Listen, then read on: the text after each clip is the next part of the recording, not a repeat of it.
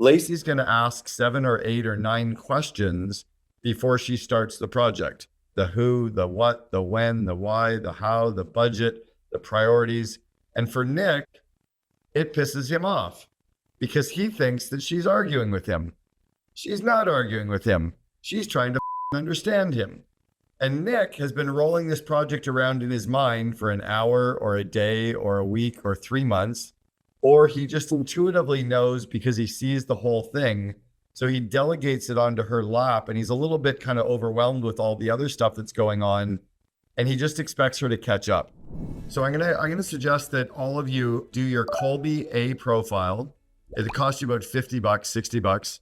And then ask your CEO or your COO to do their Kolbe A profile as well. The only thing you're going to learn from a Kolbe, but it's huge, is how people initiate or start projects. So as an example, we'll use Lacey and me as an example right now. So Lacey's the COO for Nick's company, and Lacey's profile is very typical of a COO. I'll show you what my profile is, and my profile is very typical of an entrepreneur. Or right away, the numbers are very different. So just even looking at the numbers, you know there's going to be something different. Cameron is 4393, Lacey is 8814. So I'm going to explain how the Kolbe A profile shows up in the workforce and talk about why it's important that you understand each other. So I think there's lots of different personality profiles that we can do as leaders. And what I like doing every year is a different personality profile with my entire leadership team. So one year we might all do love languages. Next year we might all do Myers-Briggs. Next year we might all do Strengths Finders. Next year we might all do Kolbe profiles. What we're trying to do is learn and try to understand the other person as much as we can. And the more that we can do this learning and understanding each other, the more that we're going to get in sync with each other. Because the reality is we're not going to change each other. I can't change Lacey.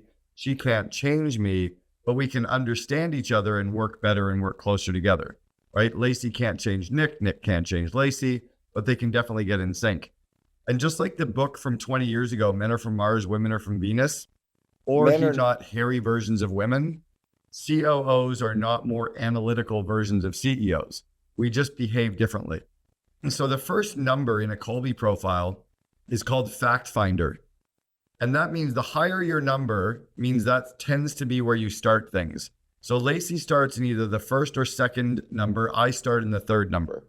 Lacey's first number of Fact Finder means that she'll start a project by asking a lot of questions.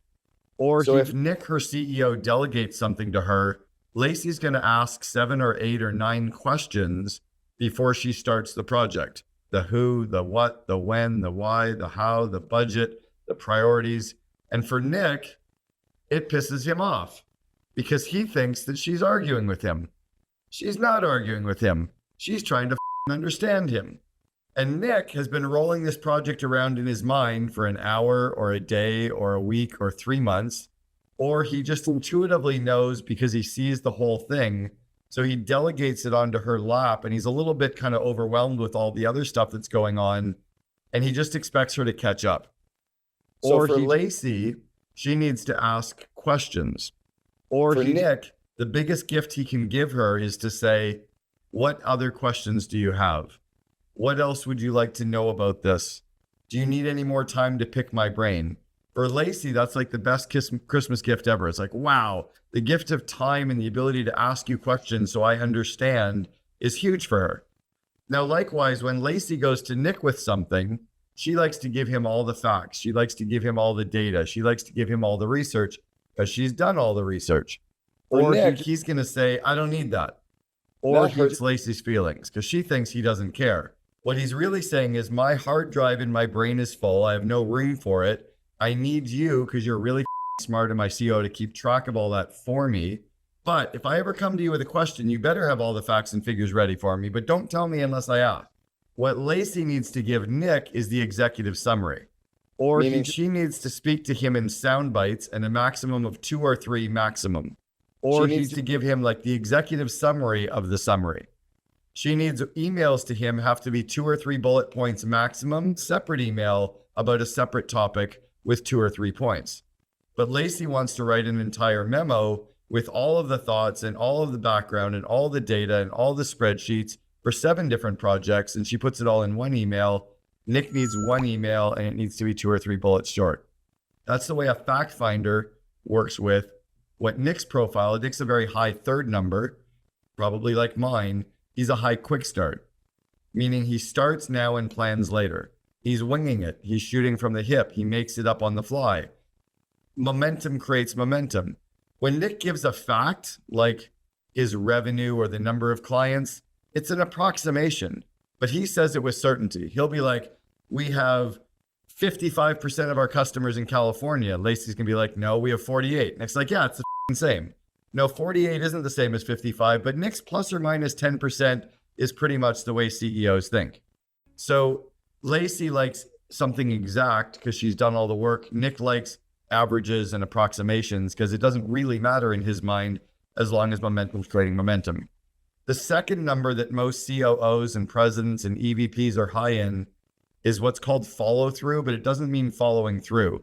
What it means is that they like to put a system or a playbook or a process in place before they'll start working on the project. They need to think through all the step-by-steps before they'll start working on the project. They like to have it all organized before they get started. For the entrepreneur, it drives us crazy because we just want to get going, but they want to kind of organize it as if we're going to do this project 10 more times, which is probably true. We probably will do it 10 more times. But what entrepreneurs feel is we're going to figure it out each new time until we have a good system. The COO likes to put a system in place and keep tweaking it as we scale. Or just some examples of why personality profiles are really important. And what I would suggest you do is to have your entire leadership team do their Kolbe A profile and then spend the $100 to get Kolbe to do a call with you to teach each of you how to work together. So teach Nick how to work with his CFO, teach Nick how to work with his COO, teach Lacey how to work with the CFO, etc. Or just something I've been thinking a lot about, and I think it's really important. I'm not paid by Kolbe to talk about it, but I just think for the money, it's worth it. It's almost like going to a marriage counselor where they just understand husbands and wives. They understand because they've seen us 1,000 times. We have all these blind spots, and they don't. Another thing I've been thinking about is marketing and sales and the way that operations and marketing tend to be almost like scissors.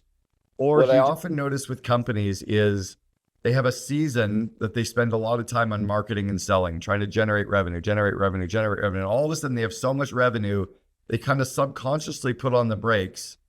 They really work hard on operations. They really work hard on fulfillment. And all of a sudden they're running out of work. So they drive hard on marketing again. And I was speaking to a CEO this morning, and he said that every July and August is always slow. And it's because it's a slow period. And I said, well, if you go from January through April and you're going 100 miles an hour on marketing and sales, do you ever slow down in May and June on marketing? He said, yeah, always, because we're so busy. Or that's why July and August are slow, is because you cut off your marketing. Totally dawned on him that we need to keep marketing even when we're busy. I've always liked to build a company going faster, and knowing that the faster I go, it's going to show some things shaking. And when it's shaking, it'll start to show us what to work on. Often COOs like to work at putting the systems and the processes in place to make sure everything's perfect. And they push back a little bit on wanting more revenue. I always err on the fact that revenue and gross margin solved every problem, right? There's not a single problem that exists that writing a check can't solve.